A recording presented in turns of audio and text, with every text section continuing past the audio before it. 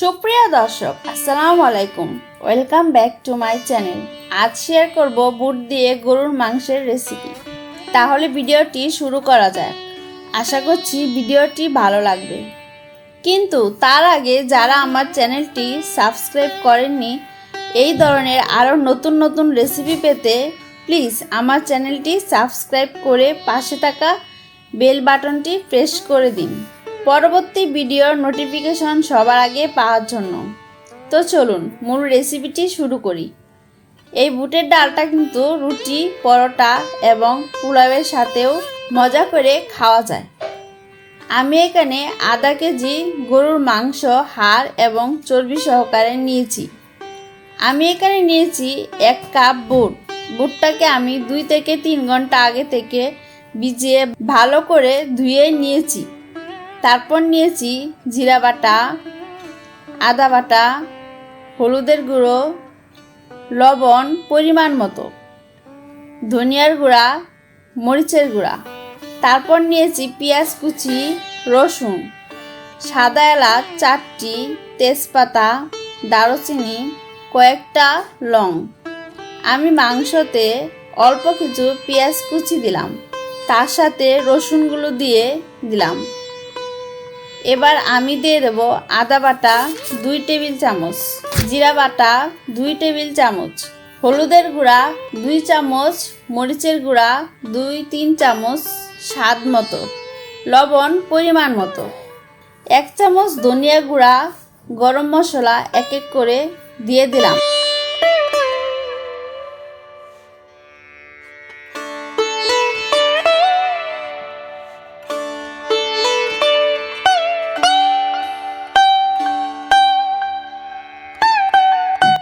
পরিমাণ মতো সয়াবিন তেল দিয়ে ভালোভাবে মাংসটা মাখিয়ে নিচ্ছি।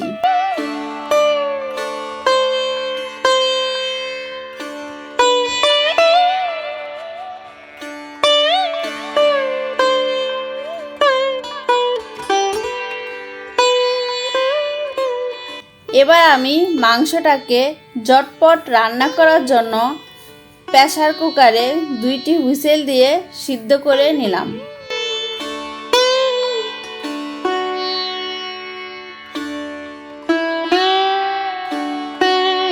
আমি যেহেতু মাংসটাকে প্রেসার কুকারে রান্না করব, সেহেতু বুটটাকে আলাদা করে হালকা সিদ্ধ করে নেব।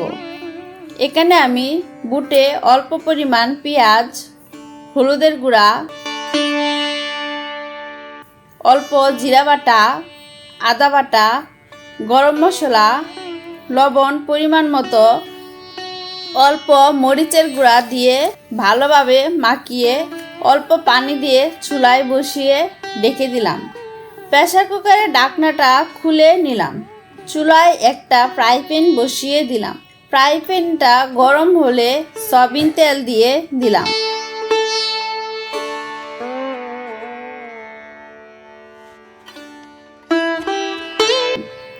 তেল গরম হলে পেঁয়াজ কুচিগুলো দিয়ে ভালোভাবে নেড়ে নেব।